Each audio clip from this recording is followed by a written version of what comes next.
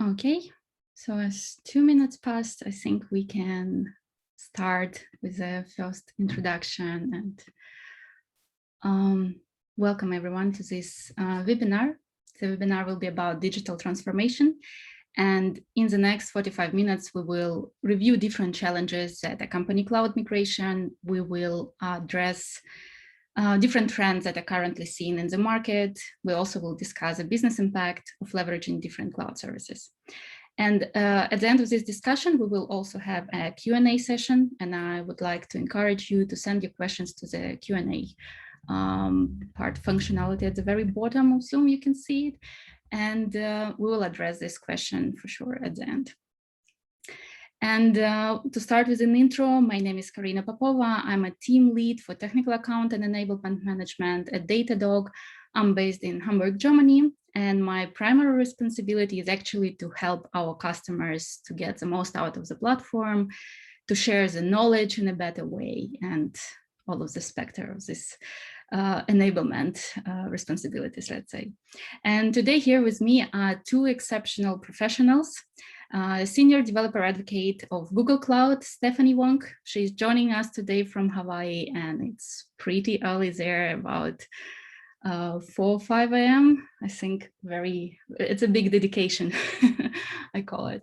And second person is a product manager of METRO.digital, Pavithra Shenoy. She's based in Düsseldorf. And before we begin, I would like each of you to provide maybe a brief history of your career path, some information about the company you are today, and your current responsibilities. Sure, thanks so much, Karina. Yes, so hi everyone, I'm Stephanie Wong. I am currently a senior developer advocate at Google Cloud. I've been here for about 3.5 years, almost 4 years. Previous to this, I was actually a sales engineer at Google Cloud, and previous to that, I was a sales engineer and cloud customer success manager at Oracle. So most of my career has been centered around cloud technologies. Recently, when I switched over to DevRel, I wanted to focus more on developer content. Our team's mission is to win the hearts and minds of our developer ecosystem and community around Google Cloud. So it's been really great making some exciting content, podcasts, videos, tutorials, code labs across our products, from serverless technologies to cloud, artificial intelligence, and other cloud computing products. Google Cloud's been in it since 2007.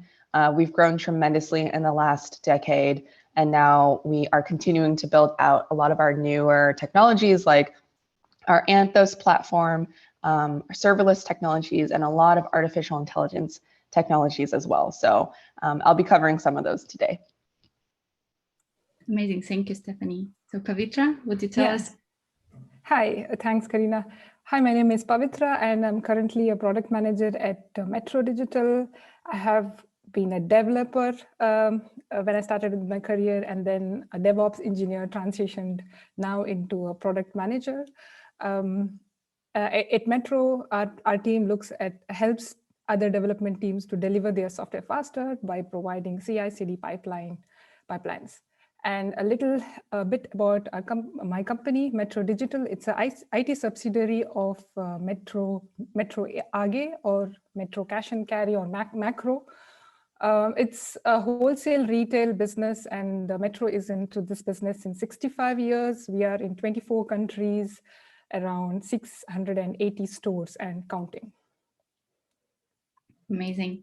And I think, thank you first of all for your intro, but I think it would be a really great time to dive immediately in a kind of use case of a particular customer. And so maybe you can tell us also a bit why METRO.digital has started this transition to the cloud. What was the main point for them to, or main, let's say, event which brought them to this decision? Yeah, sure. So METRO.digital, like, main customer is Metro. So at Metro, we believe our customer success is a business. And that's why the focus is on entrepreneurs and how we can help them further to improve their business. And digitization and digital products have always been a foundation for this. And Metro always believed that digital products are the way to go to achieve this vision. And so one thing, so we already had legacy system in place, and one thing that helped, that started, that initiated the process of this change was a need for faster feedback. So we wanted faster feedback from our customer. And we also observed that there is increased number of mobile users who are coming up, who would like to have their applications on mobile, access it, look at the orders or place orders. All this requirement came up, we observed this happening. So based on this, what we did is we started looking at how we can improve on this process. So I see that it has been like a phase kind of a process of moving our products into cloud. The first phase was looking at the legacy system and splitting some of them into creating into microservices. So we have developed few new microservices, or we have also split some legacy code into microservice-like chunks. And we first went to a cloud provider called as Rackspace. So that's where we did our first installation of microservices. And later on the phase 2, and during this phase, we were constantly looking at other cloud providers about what services and how we can change our route. And in 2017, we decided that we want to go Google Cloud. And we just, here, this is the second phase, I would say. We lifted our services, like lift shift from Rackspace to Google Cloud. And yeah, so this was the second phase, and pretty much right now we are in the third phase. That is, we are moving towards Google native products. Like we are moving from managed Google Cloud, managed Kubernetes to GKE. So we are in this transition right now. That's cool. And I think actually lots of our attendees or the customers with whom we are working can relate to this kind of path. And I would like to maybe ask the perspective of cloud providers. Stephanie, what is your experience with other customers? Do you see any similarities here? Why they start the transition? And are there any particular market trends what you see right now? Yeah, absolutely. I mean, I've seen a lot of similar customers as Pavithra and Metro doing something similar with their transition to cloud, but it also varies quite a bit and has been influenced tremendously by the last year or so throughout the pandemic.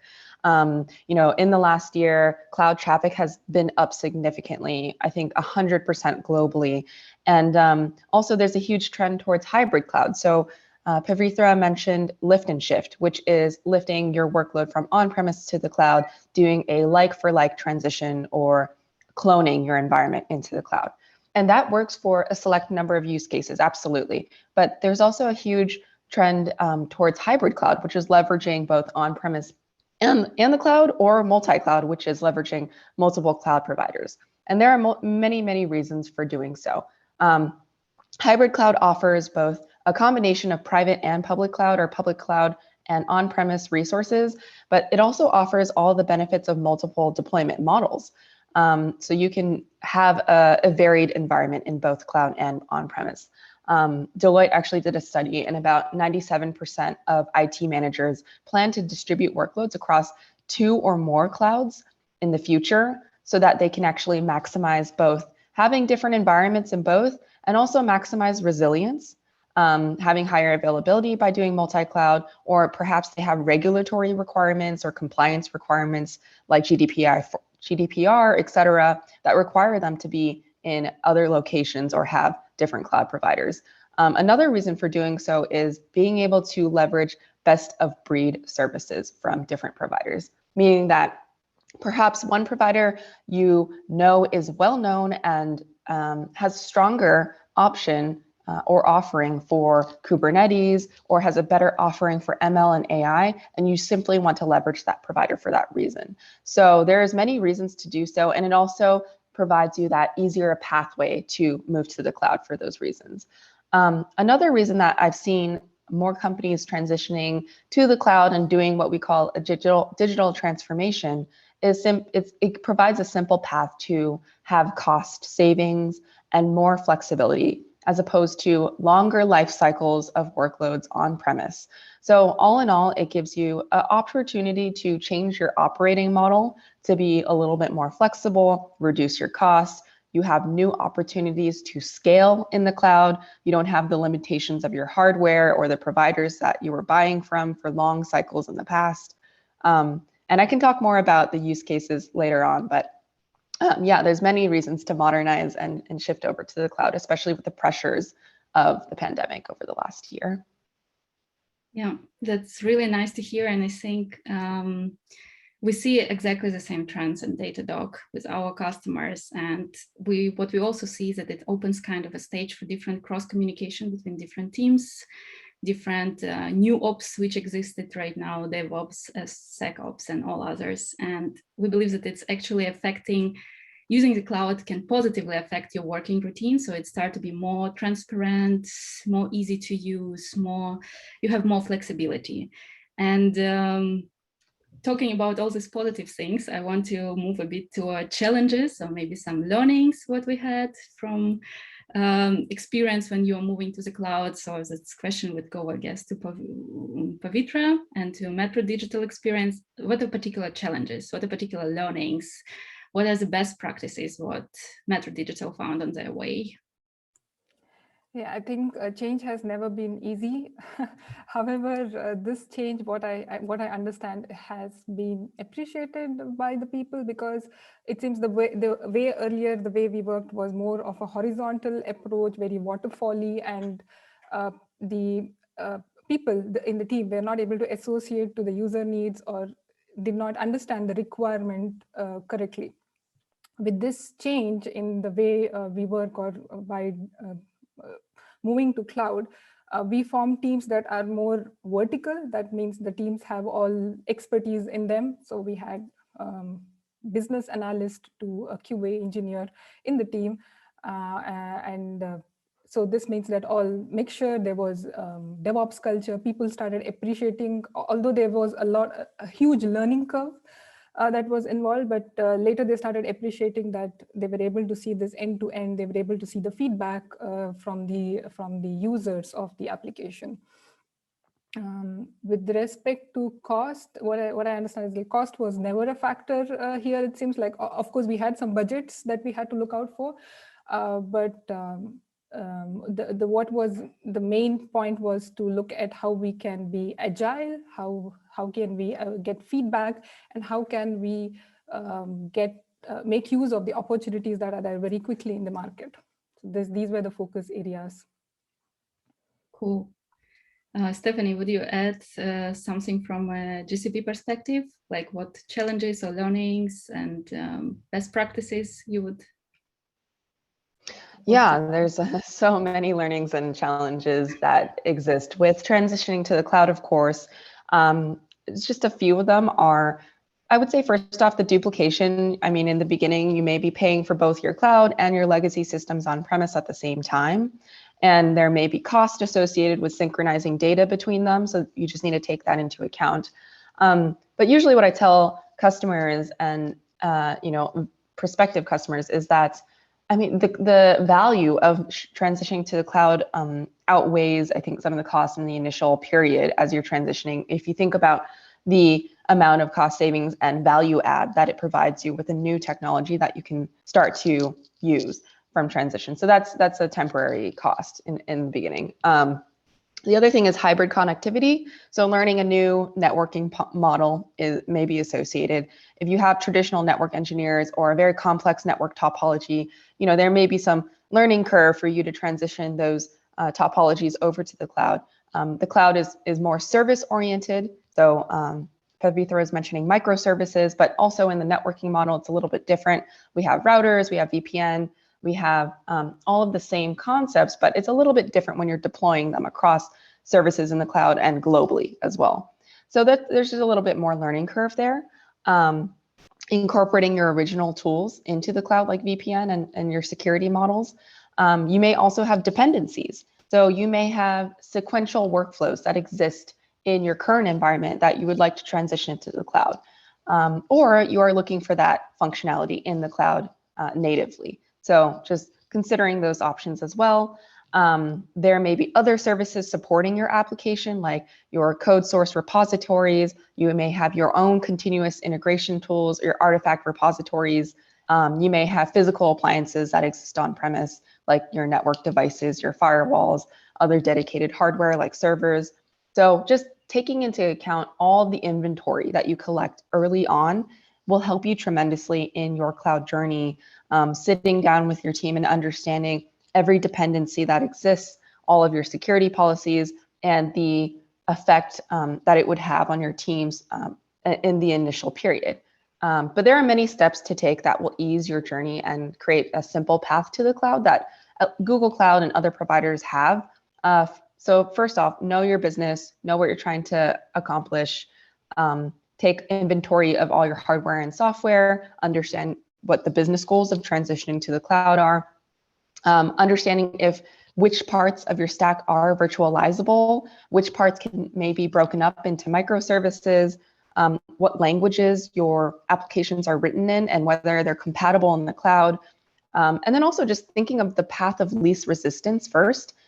For example, simply migrating storage into the cloud. If you have cold object storage that you may not need direct access to in the short term, that may be a very good candidate to move to the cloud first, just so you can, decommission the hardware that you were using for that and start to leverage the cloud to reduce some cost in that area. And then you can start to migrate over your virtual machines. If you're running on VMware, we actually have direct VMware lift and shift over to the cloud with a lot of great tools that would allow you to test compatibility and roll back if something were to happen. We also have a database migration service that came out more recently that will allow you to check all dependencies, make sure that data can safely be transitioned to the cloud, rollbacks if necessary. And that's for SQL, Cloud SQL and Postgres servers.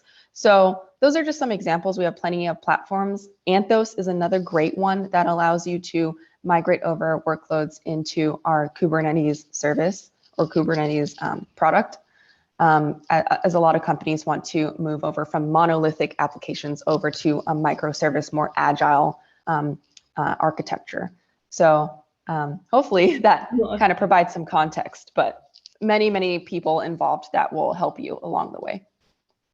Absolutely, and thank you so much. You show so many different interesting angles. I think we need to conspect and write it down. Definitely need to keep it in mind, all of these different stages, different topics, in order to transition way smoother to the cloud. And yeah, it's not a trivial topic. There is so much you need to learn on the way. Even being an experienced engineer, you still need to learn new stuff, but at least we're in the right, let's say, area, because technology is always about learning and learning. So we're open for it usually.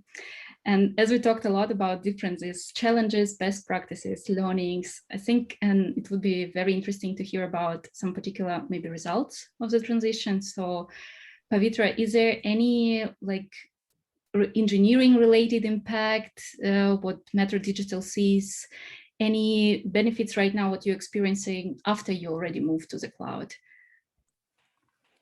Yeah, so in 2018, after the DORA report, where they mentioned the 4 key metrics for software delivery, like the software delivery metrics, we picked up that and we started measuring these 4 key metrics in all our teams to understand how we are doing with respect to engineering. Are we able to deliver faster and get feedback?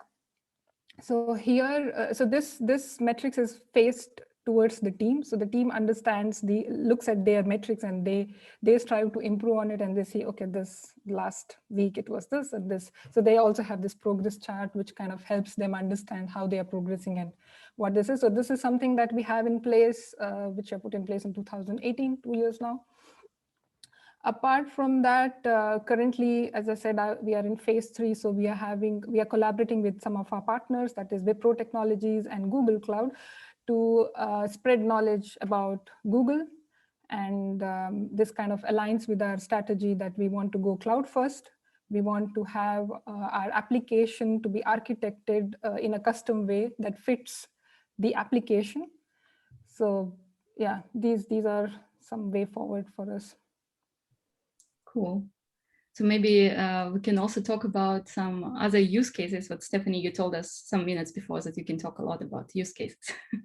So is there any particular, let's say, opportunities or use cases where the customer was unlocked by using the cloud? If you can tell us more, would like to hear. Yeah, I think that one of the biggest opportunities, again, as I mentioned, was allowing companies to recover from the effects of the pandemic and increasing business continuity and reliability by leveraging the cloud or multi-cloud. But the other effects and the productivity effects have been collaboration. Automation is a big one, leveraging the automation of cloud, scaling at very short notice, for example, with burst capacity, and the additional innovation and agility that it provides you. The cloud has a lot of new functionality, and one of the major differences in working models with the cloud is that you should be actually incorporating changes into your environment every 6 months. You should always be reevaluating your architecture and thinking about how you can start incorporating the new features that come out every single month in the cloud, whether it is new DevOps functionality or new networking models, new security policies that get rolled out. So the nice thing is that it can get rolled out and appear in your environment automatically, but it's also nice to always constantly be architecting. And we have this phrase that I always say, which is always be architecting. And so the model in the cloud is quite different than what it has been in on-premise. As I've mentioned, shorter life cycles in the cloud. You should be incorporating changes every 6 months and constant reevaluation. But some of the use cases for sure are, as I've mentioned, hybrid cloud bursting is a big one. So with events like online shopping holidays that occur, and you might have a huge uptick in traffic overnight, being able to burst new servers into the cloud to support your web apps, for example, is a huge benefit. You can have primary servers sitting on premise and then burst into the cloud, whether that is a portion of the stack or certain cached images. You're leveraging our content delivery network in the cloud for static images, for example, and that will provide a better user experience. You can have your media be served in the cloud, and there's plenty of other examples for gaming or any industry, truly. The other option use case is modernizing, leveraging AutoML is another product from Google Cloud, or some of the analytics capabilities. So just picking and choosing the parts of the business that the cloud can actually provide the most impact in the beginning would be one option. And there's varying levels of expertise on your team, right? So not everybody will have machine learning expertise. But the nice thing is that these days in cloud providers, they're making that a lot more democratized for users. So for example, in Google Cloud, you can start to leverage AutoML, which basically is our existing machine learning models that we've created over decades based on our own internal products. And now we've externalized that for use cases like image recognition or natural language processing to create chatbots and great customer experiences. We also have AutoML tables, which allows you to actually use a machine learning model to create your own custom machine learning model. Our BigQuery analytics platform is a large data warehouse that scales almost limitlessly and gives you extreme speeds, petabit per second speeds on like query response times through our network. So those are just a few examples to give and expand the skill sets of your existing teams. Another use case is disaster recovery promotion. So you may be using the cloud simply to have more business continuity. If something were to happen to your on-premise co-location facilities, you can leverage the cloud and have a backup or a standby server, standby instance, or have an active instance that you can fail over traffic to if something were to occur. So there's many possibilities in the cloud, and I think you just need to think about, what's your primary business target? Do you want to modernize? Do you want to have more availability and leverage the global reliability of the cloud? And really start to take advantage of Google Cloud's decades of experience in site reliability engineering and maintaining uptime across the globe 24/7. So I think there are a lot of best practices that the providers can impart on you as a company and vice versa as well. Wow. It all sounds amazing, and all of these advanced capabilities with easy of use. It sounds cool. I personally, every time when I open any cloud platform, I'm kind of lost a bit in all these products, and oh my God, what's going on in this tech industry? Yeah. So there's actually one other I didn't mention, which was recently more important these days, is sustainability targets. That's becoming more front and center, and we have had some pretty big goals at Google Cloud to run on completely carbon-free energy for by 2030, I believe. And we've also just released our carbon-free energy percents of each of our data center locations. So if you have targets in your company to achieve your own sustainability goals, then you can absolutely move to the cloud for those very reasons as well. Wow, that's really nice to hear, especially nowadays. I think it's a very important topic. And so nice to see that actually big global providers are thinking about it as well and trying with all the population, let's say, contribute to the better environment. And then I would ask Pavithra, what, considering all of these advanced capabilities and everything that was just talked about, why METRO.digital decided to move actually to GCP? Why did they took this approach? And maybe we can also slowly move into a topic of the future steps. How do you see your, are there any changes you will anticipate in the next future by the way you're using cloud right now? Or if you can provide us some insights, would be very interesting. Yeah, sure. So one very main reason of moving to Google Cloud was we wanted, as I mentioned earlier, that we wanted our applications to have custom architecture that suits this application and not pick from the general available products that are offered by some internal platform teams. So we wanted this custom application and the custom architectures, custom products. For example, maybe if an application is small and they have a little data, they don't need to use a Cassandra database, but a small Postgres instance would be good enough for them. So this going by this example. Also, to reduce the underutilization, and like just Stephanie mentioned about the scalability factor. So we wanted to scale in a nice way. So for example, during shopping season like this Christmas or any special New Year, so we have more shoppers, more buyers, and we want to be able to scale better and provide reliable solutions. Apart from that, right now, like I mentioned, we are working towards educating everyone in our organization with opting to Google Cloud, how we have the Cloud Competence Hub, and yeah. So, and one more important factor is that we also have internal data warehousing where we had a lot of data. And currently we are migrating this also to Google Cloud, and we already have applications that kind of offer or provide menus or customize menus based on the local yield. So you are more sustainable. So this kind of application is also available, is offered at Metro for the hospitality. That's nice. Customized. I actually personally like a lot the part about training that you try to enable your users, because it's a part of what my team does constantly. And we believe that whenever you adopt a new technology, you really need to provide these trainings in order, because everyone can be on a different level of understanding this technology. And you really need to bring the whole organization to, not to the same mindset, but at least to the same, let's say, on the same path, so that everyone can contribute and feel very comfortable with these technologies. And thank you for this inspiring vision about METRO.digital. I just would like to ask Stephanie, what would be your advice for the customers who are just moving right now to the cloud? How different cloud providers, how can you help them to succeed in achieving their goals, to be faster in this migration and so on? Yeah, I mean, I think Pavithra underlined this too, but just a lot of education and change is not easy, especially when it's such a cultural shift for not just the technical teams, but business users as well, who may be impacted by the changes. And digital transformation requires a cross-collaboration effort between business and the technical teams, I would say, especially since a lot of the models in the cloud will bring those two sides closer in many ways.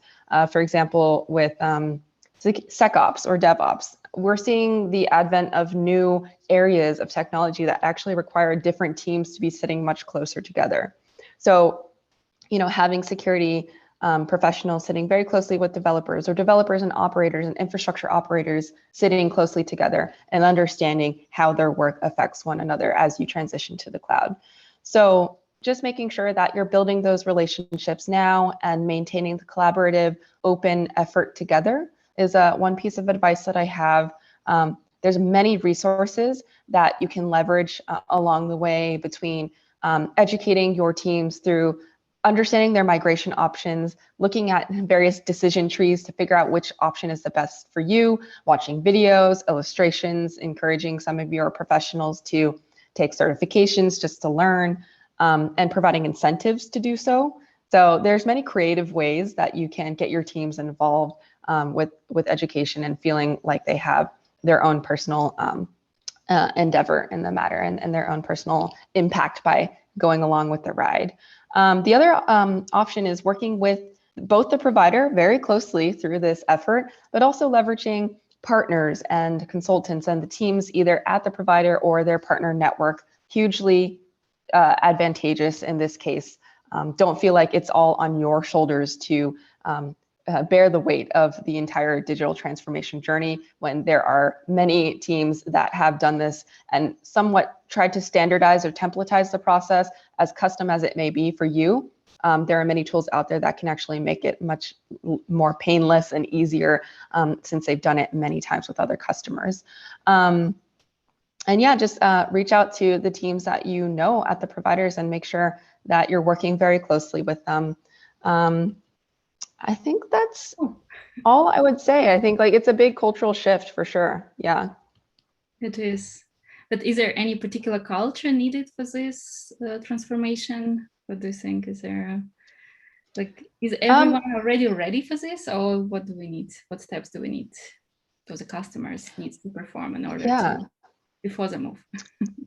It's tough. I think that there are a lot of companies out there still that are primarily working with legacy systems or that are rigid, or they have a lot of technical debt over the last 10 years. And it's very difficult to implement changes because it may impact their code base, or it's just a very major shift in the working environment.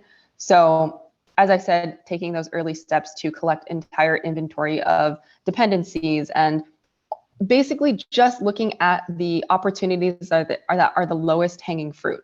So if transitioning from monolithic services to microservices is like, well, that's a complete revamp of our entire architecture. It may not make sense to do that at all in the next couple of years, right? So really just looking at the easiest options.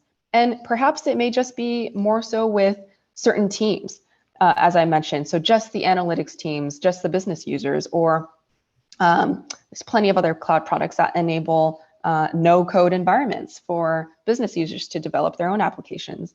There are also workspace and collaboration tools like G Suite, which it was previously called. So just kind of thinking about, okay, what's the easiest path that we can start to leverage? And we'll think about the long-term path over the next 5 to 10 years.